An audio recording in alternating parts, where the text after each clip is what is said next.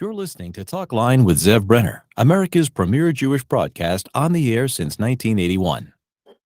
And now, here's your host.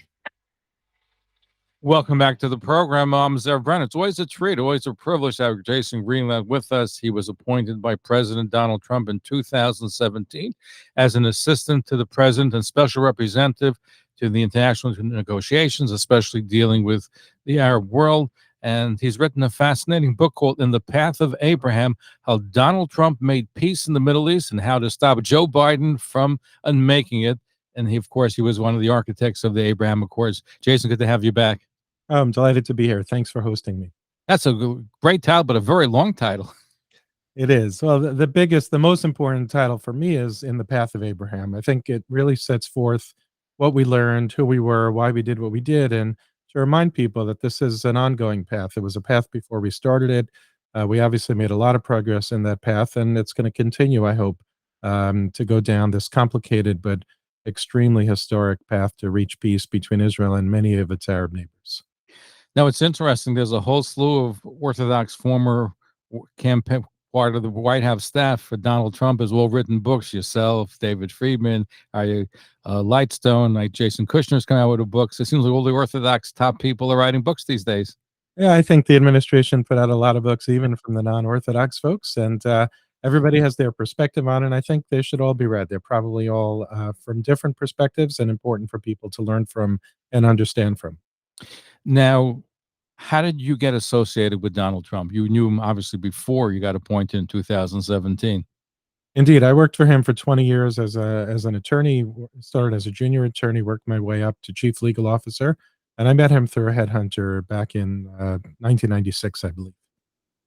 So here you are, 2017. How did he decide to appoint you as being a special representative dealing with the Arab world and the Middle East? So he said, initially it started as Israel. He said he wanted to bring people on board who loved Israel. He considered me one of those people based on conversations I had with him over the years that I had worked for him. He added David Friedman into the mix as well, who later became the ambassador to Israel. And once he won, his aim was threefold for me and for Jared Kushner. One was to improve the U.S.-Israel relationship, which he felt had suffered under the prior administration. The second was to see if Israel and the Palestinians could achieve a historic peace agreement. And the third one was to see what progress, if any, could be made between Israel and some of its Arab neighbors. Which is terrific. Were you involved at all in the moving of the embassy to Jerusalem? Oh, yes, indeed. Look, it was a very extensive process, and he is the only president who actually followed through on the promise that he made. We had lots and lots of meetings. Obviously, each of us gave our thoughts or opinions. In my case, I made it clear that it would disrupt the Israeli-Palestinian peace process, but nevertheless, that didn't override the need to, one, respect U.S. law and honor the Jerusalem Recognition Act by complying with it, and two, right this historic wrong. Allow the Israelis to choose their capital city as every other country in the world did, and recognize that Jerusalem was, historically, is, and always will be the capital of the Jewish state.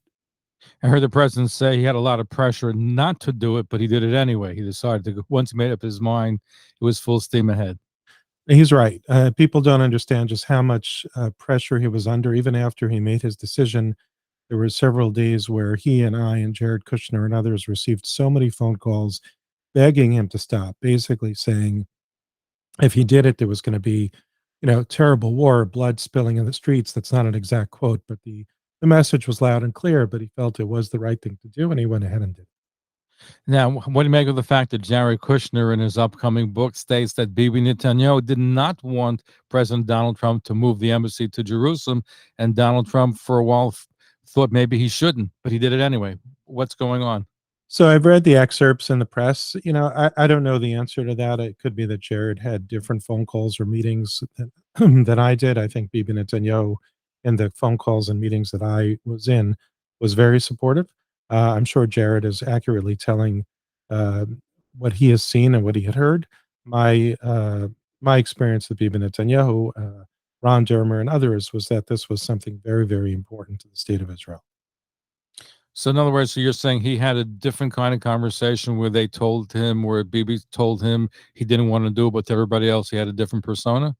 No, I'm saying I'm not aware of the conversations that Jared has spoken about, but I'm sure I'm sure his book is accurate. I've never known Jared not to speak the truth, so it could be that he was a party to other conversations, and it could be that you know uh, different people looked at things from different perspectives. The perspective that I saw it in many conversations with Bibi Netanyahu, Ron Dermer, and others was that they were extremely supportive for this and welcomed it, and were very grateful to President Trump for doing it. Jared may have had different experiences. Now, one of your roles was not only dealing with the Abraham Accords and dealing with UAE and Morocco and later Sudan, you weren't really that much involved with, but also dealing with the Palestinians. Now, they were pretty much opposed to working with Donald Trump and working with his administration. So tell us about your dealings with them. First of all, being a Jew, an identified Orthodox Jew, and let's look at some of your negotiations and how it went. Because you say you tried very hard. Did you have anybody on the other side that said off the record, I really want to work with you, I really want to get something done? Yeah, I would say throughout 2017 until the very end of the year, and I'll explain what happened at the end of the year, they were interested in talking. They were clear that initially they said they would have no preconditions. That pretty quickly changed. Me being an observant Jew was a non-issue. They might have been apprehensive at first, but I think they realized that we came to the table with a sincerity and devoted to trying to see if a deal could be had. Over time, and as we got closer to the end of the year, they definitely showed their cards that they felt that they had given everything they needed to give already, and they went back to their normal demands, their list of demands as to how they thought peace needed to be achieved, which includes the talking points that I'm sure many in your audience have heard before. All of East Jerusalem needs to be a capital for the Palestinian state, which of course includes the Temple Mount, even the Western Wall. Occasionally, some people had said a capital in East Jerusalem, which is very different than East Jerusalem as the capital. They kept referring to what they called the 67 borders. There's no such thing as the 67 borders. Those were armistice lines, but they felt that Israel needed to retreat to what they called the 67 borders, including uprooting hundreds of thousands of Israelis who live in what some people call settlements, what I prefer to call cities, towns, and neighborhoods. So things sort of devolved along the 11 or so months that we were in touch with them. But the two key points where they cut ties to us were one, when President Trump shut down their mission in Washington. He did that because President Abbas threatened to bring Israel to the International Criminal Court. That triggered a U.S. law that required us to shut down that mission. Then then the Palestinian leadership really kind of circled the wagons and were very resistant to speaking to us. And then, of course, when he recognized Jerusalem, they said it was over. They weren't going to talk to us again. And although, we did have multiple people coming to us after that historic recognition by President Trump, people who came to us from the Palestinian side who said they were representing the leadership, I'm not sure they really reached out officially. I think those were people who were trying to mend fences, but were not necessarily there on behalf of the Palestinian leadership. And then they never came back. But do the Palestinian leadership really represent the Palestinian people? Because of so much corruption, there's a lot of dissatisfaction. You have an aging Abbas, and you have cronyism. And from what I've read, and you probably would know better, there's a lot of dissatisfaction in there. So they do things in a corrupt manner, which really benefit more themselves than the people they represent. It's a very important question. And before we even get to what you raised, we have to remember that there's really two Palestinian leaderships. There's the terrorist thugs controlled by Iran in Gaza, Hamas. They control 2 million Palestinians. And then there's the Palestinian Authority in Ramallah. So even if President Abbas had the power that people think he has and was willing to sit down with Prime Minister Netanyahu, then Prime Minister Netanyahu, people forget that there's no way to sign a deal with the Palestinians when a very large portion of their country is controlled by terrorists who want nothing more than to destroy the Jewish state of Israel. If we focus only on President Abbas, as you say, he's many years into a 4-year term. There's a lot of frustration with him. Many people don't believe he should be the leader today. So it is certainly a question as to whether or not he has the power to engage in any kind of meaningful negotiation or signing any form of agreement with Israel if the two sides happen to be able to agree to terms. Now, since the change, I believe you mentioned a couple of years ago after Jerusalem and some other things where they refused to talk. Did you have any secret communications afterwards with the leadership? Not with the leadership, no. And again, people who purported to represent the leadership, but we never knew whether they really Who's did. really who was real and who's not real? I mean, what they did, it was worth meeting them anyway, because I think it made the peace plan that President Trump released much better. Hearing from Palestinians directly was actually extremely helpful. Hearing even the tone of their messaging about how they really want this to be resolved.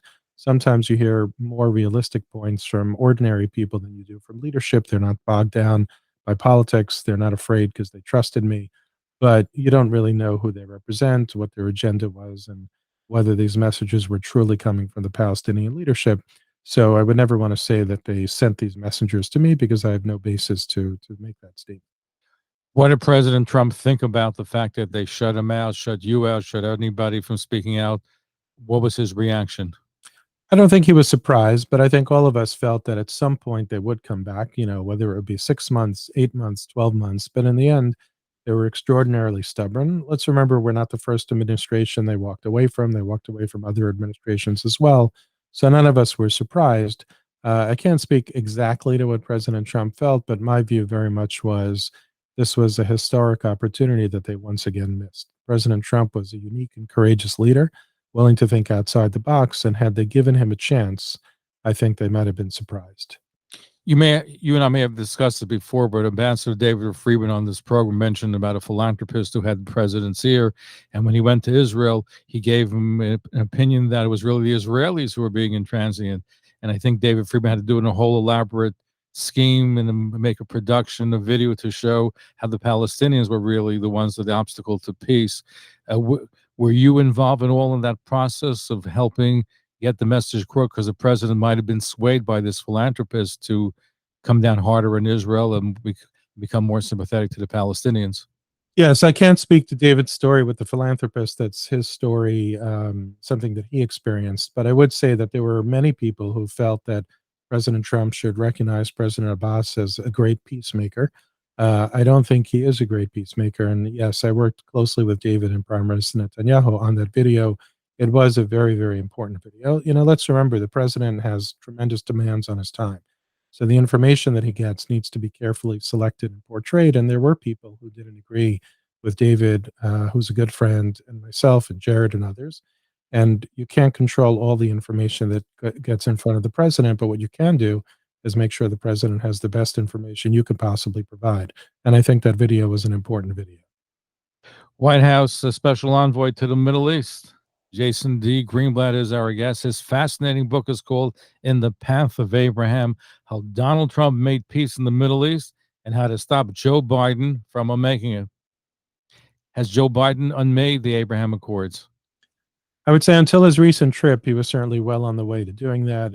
First and foremost, the way he's dealing with Iran shows such a sign of weakness. It makes the region tremendously nervous and anxious, and almost going back to the Obama days when we first came to the region. Israel and all of its Arab neighbors had felt betrayed by the Obama administration because of the Iran deal.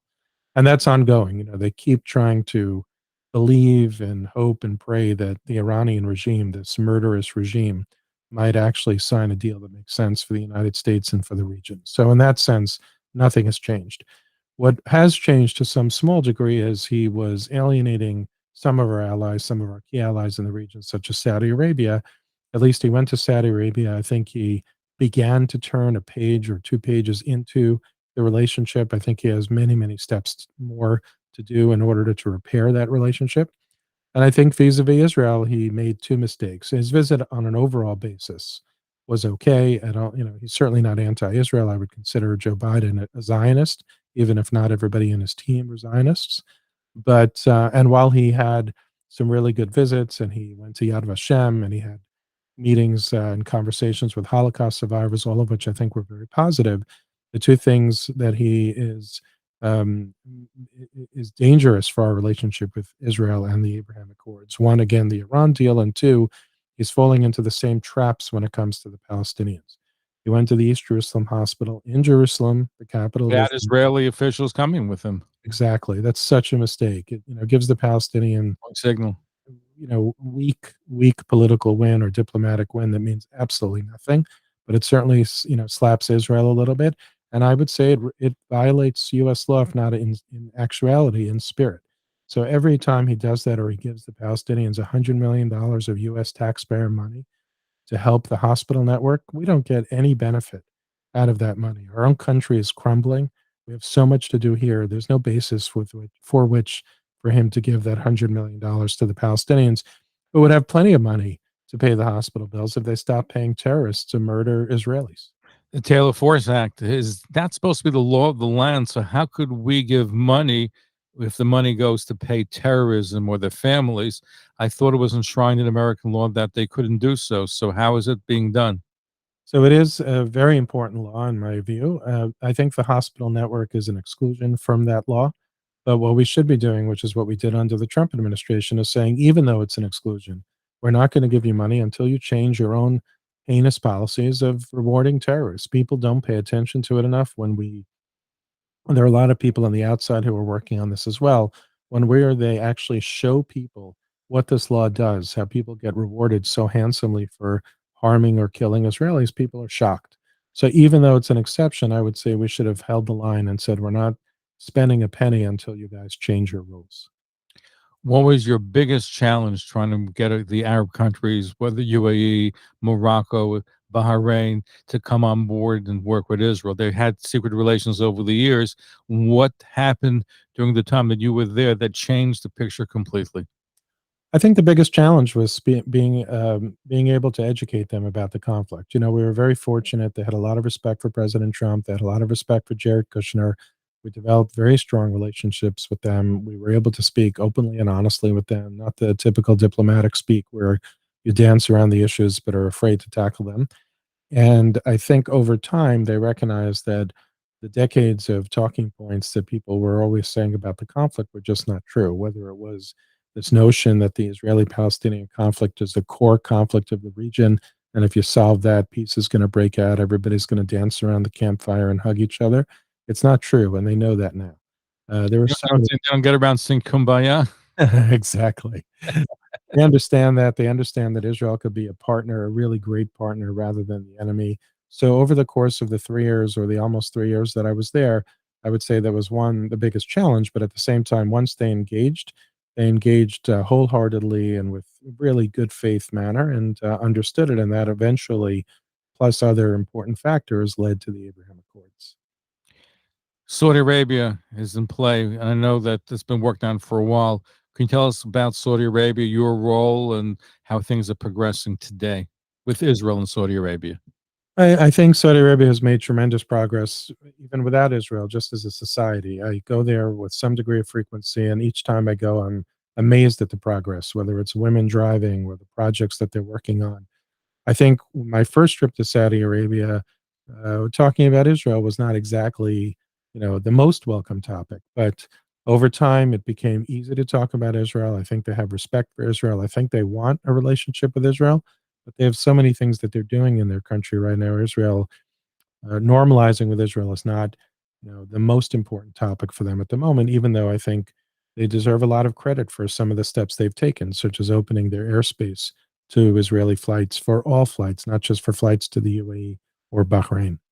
I guess you would say that Iran brought everybody together, the fear of Iran, because especially with the Obama administration making all kinds of terrible deals with Iran, and but the Biden administration is desperately trying to do it again. I even saw a report they had, I believe it was South Korea, pay their dues to the United Nations. They so desperately want a deal. In fact, they have Russia. We're at war with Russia, so to speak, because of Ukraine. The only area where we're working with them is to work out something with Iran, where they're going to stockpile some of the nuclear waste, etc. What's going on here? Why are we so, in your opinion, why is America so obsessed with doing this terrible deal? I think we're naive. Not America, the Biden administration. I think the Biden administration is naive. I think they're weak. I think what they're doing is what I would call kick the can down the road diplomacy, meaning sign a deal that doesn't make sense, but under your watch, at least there's quiet, and then leave the garbage, the bad dealing for the next administration. And I look at things very differently.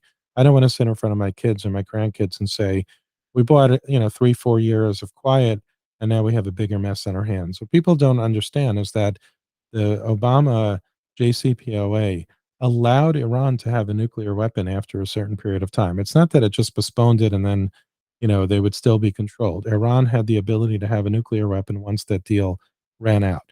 In addition to that, people sometimes forget that Iran got a fortune of money, and under this potential, re-engagement with the deal, would also get a fortune of money. What they use with that money, they don't make their citizens or residents, they don't give them better lives. What they do is they foment terrorism around the world, whether it's Hamas in Gaza, Hezbollah in Lebanon, Houthis in Yemen. All of these attack American friends and allies, and it's all funded by and controlled by Iran. We're speaking with Jason D. Greenblatt. He was appointed by President Donald Trump. He was, among other things, the White House Special Envoy to the Middle East. He is an architect of the Abraham Accords. And in fact, his new book is called In the Path of Abraham, How Donald Trump Made Peace in the Middle East and How to Stop Joe Biden from Making It.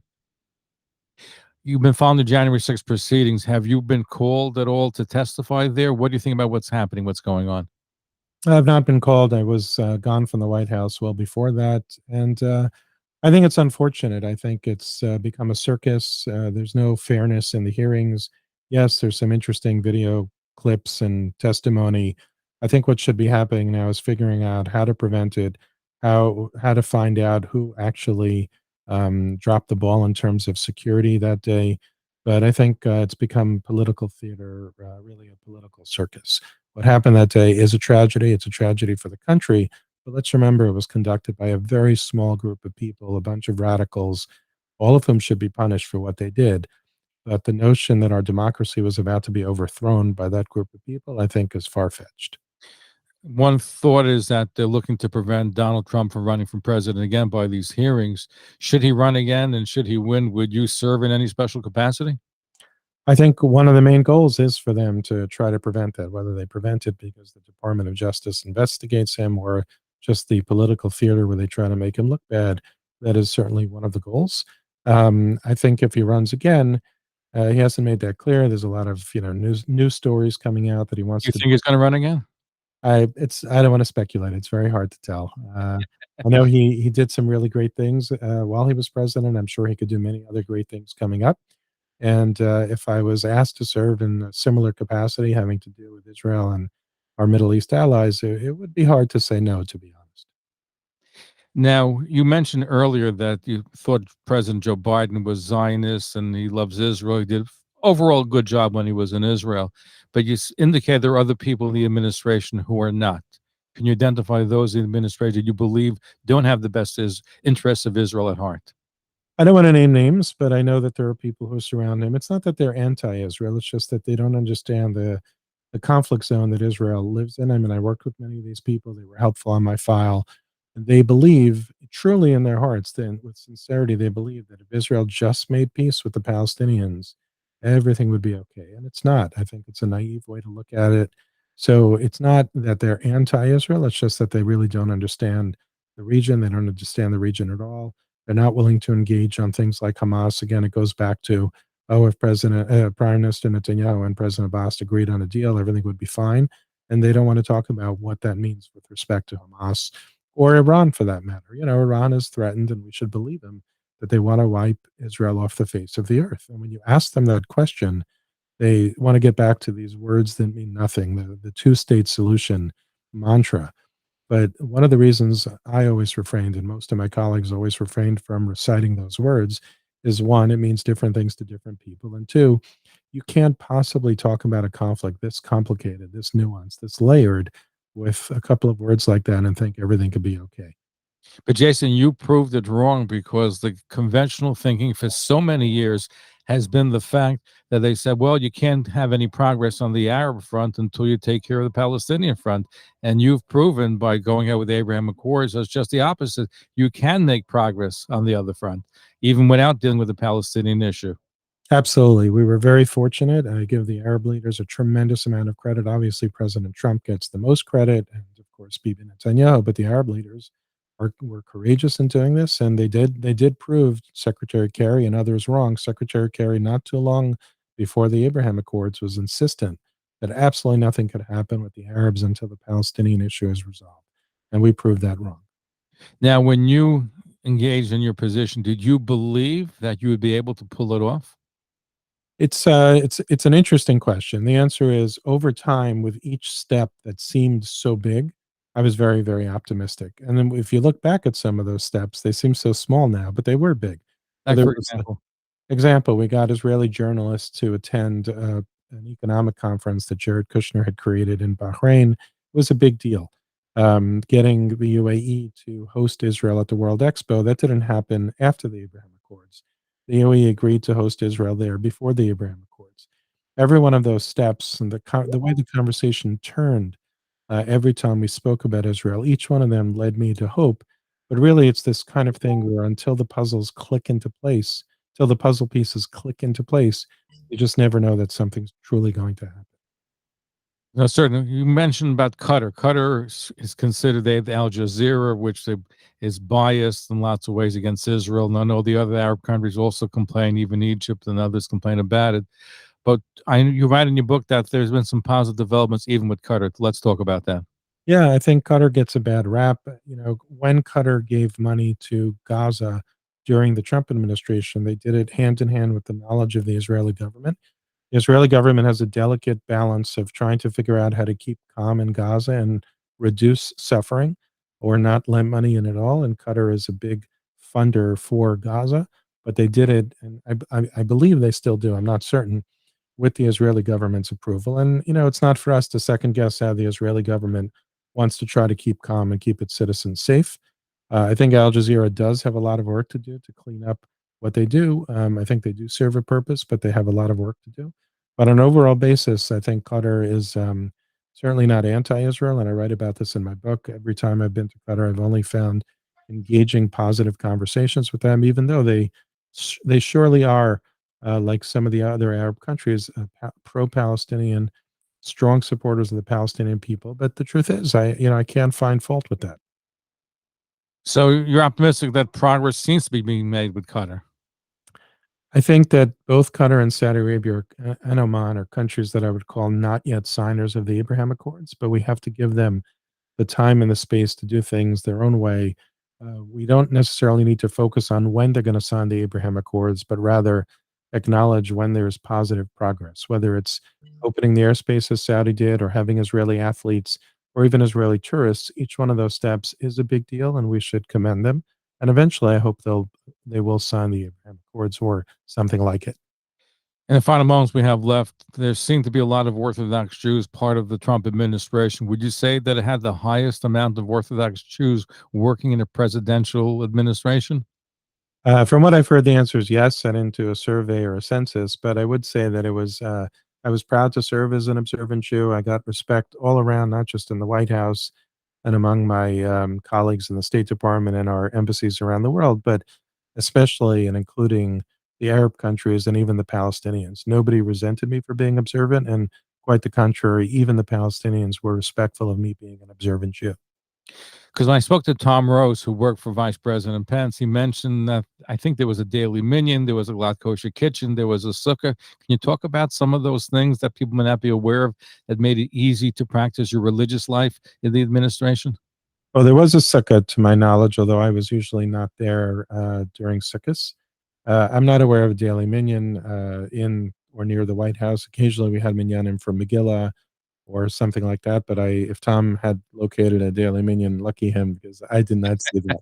But it was, I think they went out of their way to respect our needs, our wishes. My concern was almost always just about Shabbos, making sure I got out on time and trying to limit when and if I ever had to work on Shabbos. Traveling, of course, throughout the Middle East. My tefillin have seen the most unusual rooms throughout the Middle East. So I had no challenges. But you have to work hard at if you believe in it, you have to work hard at doing it. Did any of the Arab countries, did they ask you to explain your Orthodox Jewish faith? Did they ask you to comment about certain things that you do or don't do? It wasn't so much that they asked me, but we're very similar, right? They have their version of dietary laws. It's called halal. They pray 5 times a day. We pray 3 times a day. So there's a natural discussion that happens. If I'm going to be eating only certain things, or leaving to pray, or needing a place to put my tefillin on, you get into those conversations. They didn't ask it in an uncomfortable way, but rather we found that we were so much closer in terms of our customs and our beliefs and our family values and things like that than people could ever imagine. It's well, the go-to line that I used to use way before the Abraham Accords was ever even thought of was it's time to bring the family back together again. No, it certainly is, and certainly you have a big role to play. Currently, you're in private practice, but you're also still involved, right, with the Arab countries. Yeah, very much so. I'm not practicing law. What I spend most of my time is connecting Israeli and American companies with countries and companies in the Gulf. It's a lot of business going on. Everybody's doing it carefully and thoughtfully, but it allows me to help build the bridges to continue down the path of Abraham. May I recommend the book? It's called In the Path of Abraham, How Donald Trump Made Peace in the Middle East and How to Stop Joe Biden from Unmaking It. Jason Greenblatt has been our guest. He was a special envoy for international negotiations, and he represented the White House in the Middle East. Who do you want to play Jason Greenblatt in the movie when it comes out about the book? Excuse me. I hope it's somebody very smart and very good looking. Any particular choices? No, but it does make a great story. It's something historic, and I think people should learn more about it. How's the book doing? Book is doing great, thank God. It's got some great press. The sales are going well, so thank you. Good. Final question: are they selling the book in Bahrain and UAE and those other countries as well? I did hear just this week that a store in Saudi Arabia is going to be picking it up. Hopefully that goes through. In English or in Arabic? In English for now. I'm not yet sure about Bahrain and the UAE. But in Iran, they're not carrying it yet. I don't think I'm that popular in Iran right now, at least not with the Iranian regime. Jason, pleasure to have you with you. Thank you for joining us. Thanks for having me as a guest. Thanks for listening. For continuous Jewish programs, TalklineNetwork.com, or our 24-hour-a-day listen line at 641-741-0389. For past shows, you can find us on iTunes, Spotify, Amazon, YouTube, Instagram, and all major podcast platforms, or jewishpodcast.org. Thanks for listening to the TalklineNetwork.com.